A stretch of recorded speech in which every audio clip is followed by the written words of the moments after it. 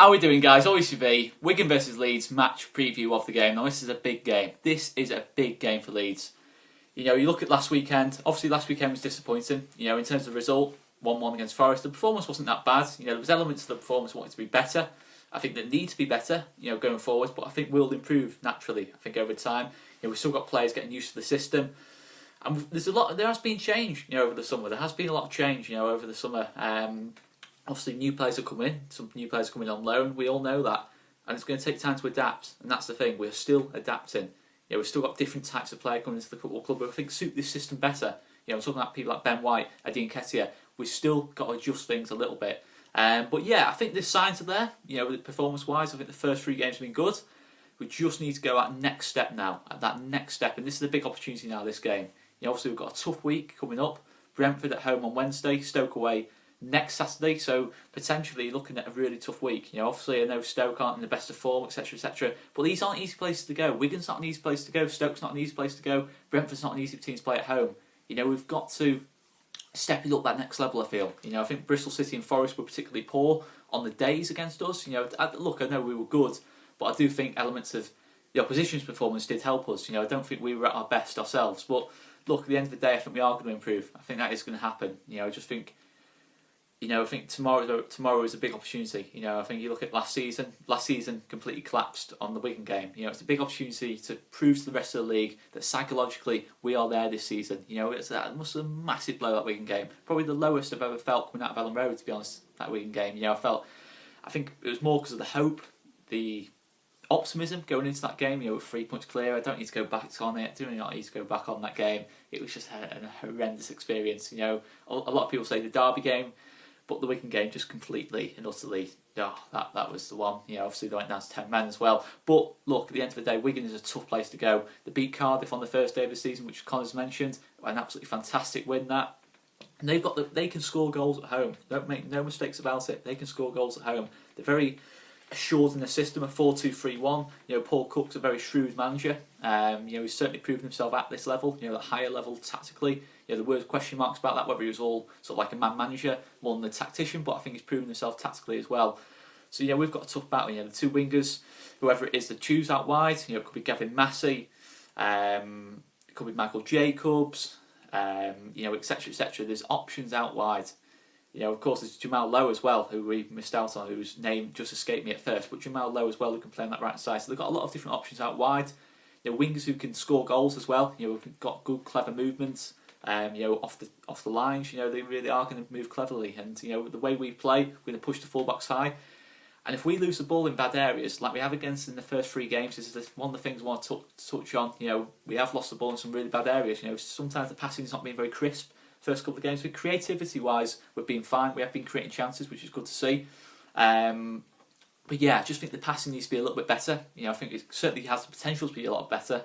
I think KP is probably the only real person who's, and obviously Ben White as well. I just think that sometimes it can be better. You know, more intelligent, more crisper, quicker. Everything about it a little bit quicker. You know, look, these are little things I'm picking on. You know, it's not being particularly poor. I just think it's something we can improve on. And if we lose the ball in bad areas against Wigan, they've got the players to counter-attack us. Jamal Lowe's got pace. Gavin Massey's got pace. Look, we found that out to our cost at Ellen Road. You know, Gavin Massey's got some really intelligent movement. Probably Josh Windass is going to be playing in the 10 role. They've got a lot of players who, you know, who are comfortable about the ball, who work hard, will work all day for Wigan. So it's going to be a tough game against the press, and we've got to break through that press, and we've got to be a lot better at our passing, because I think Wigan, you know, I think we're a lot more assured in the system, Bristol City and Forest. For Bristol City, of course, okay, a couple of seasons into Lee Johnson's project there, but Bristol City have had a big change in players. Forest have had a big change. Wigan are a team who have had years of building, you know, 2 or 3 years of building, and they know what they're doing. You know, so I think it is going to be a tougher game from that point of view. It's probably going to be the toughest of our first 4 games for me. This Wigan game, it's a big opportunity to, you know, get ourselves a good win. But the main thing is Marcelo Bielsa sticking with the same team. You know, I think obviously there's a lot of talk. Is Costa going to come in? Is Eddie Nketiah going to come in? But I never really felt that was realistic. You know, obviously with Marcelo Bielsa, he wants to keep things. You know, he's never going to make 2 or 3 changes. He's going to make 1 at the absolute most. It's not the way Marcelo Bielsa manages, and the reason is the complications with his tactical system.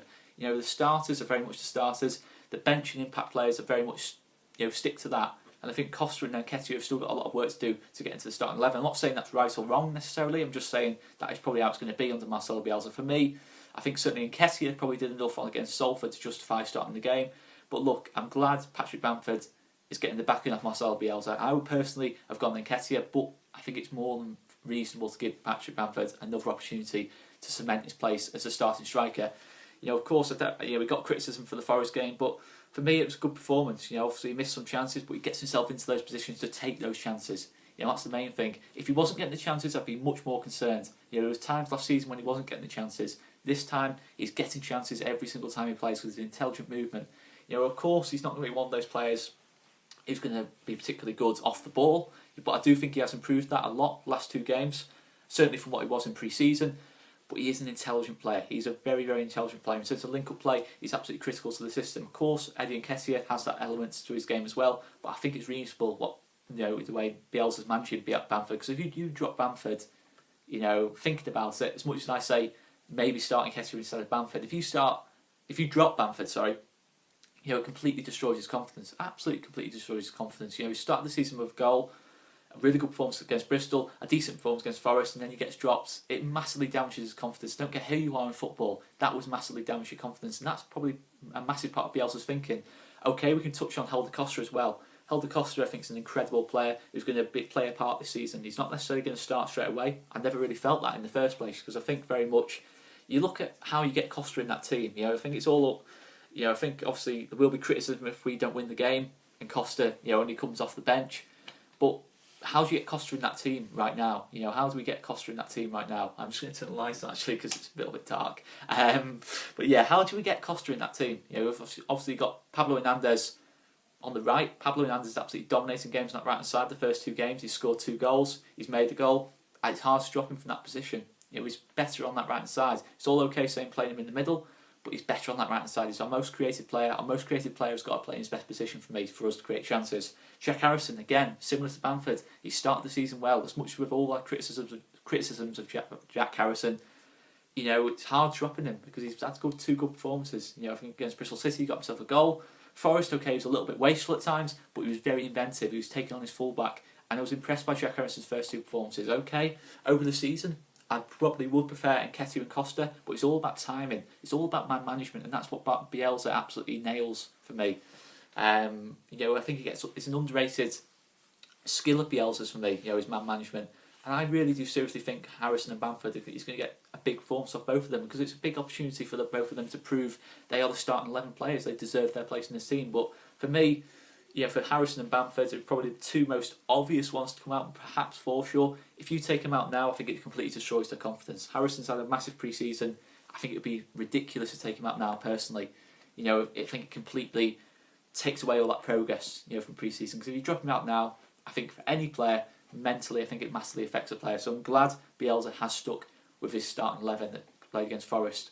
But yeah, obviously if things go wrong, I want to see Costa and Nketiah coming off the bench quickly. I want to see Jamie Shackleton coming off the bench quickly. Bogus, etc., etc. Only one slight disappointment from Tuesday night was Bogus not playing, but we've got options on that bench. We don't need to panic. We have got options off that bench. The one thing I want to see us do better is if we concede tomorrow, we react better to conceding, because I think the last 2 games in the league, Forest and Bristol City, even towards the end of last season, we did not react well to conceding goals. We panicked a little bit. I'm not talking panic in the sense of we were slashing the ball out. We were absolutely awful. We just didn't know how to respond to an extent, certainly in an attacking sense. So I want to see that from us, that same intensity, even if we concede and things don't go our way. That's the only things I want to see us improve. But to be honest, guys, it's been a great start to the season. 7 goals? Just the 2 conceded, and we've had opportunities to score more. We've taken 2 wins and a draw so far, and we've had 3 good performances, but I still feel we can produce that 90-minute complete performance. I still want to see one of those in these next couple of weeks, to give that confidence, to really reinforce that we have got a chance for a promotion push this season. But guys, I'm feeling positive going into this one, feeling relaxed. It's a big opportunity, that's the way I see it. It's a massive opportunity to prove to the rest of the league that psychologically we are there this season. We're going to a tough place away from home, a place up against players who completely ruined our season. People like Pablo Hernandez are going to be playing against players who gave him his worst experience in football. Probably one of his worst experiences in football, in that Wigan game last season. So psychologically, it's absolutely massive, this game for me. And I just want to see a massive performance. That's all I want to see, and the win as well. But guys, I'm going to leave it there. Make sure you check out Joe and Conor's previews of the game if you haven't done already, which I'm sure you will have done, but make sure you check them out. Anyway guys, I'm going to leave it there and make sure you check out our reviews of the game afterwards. See you later guys.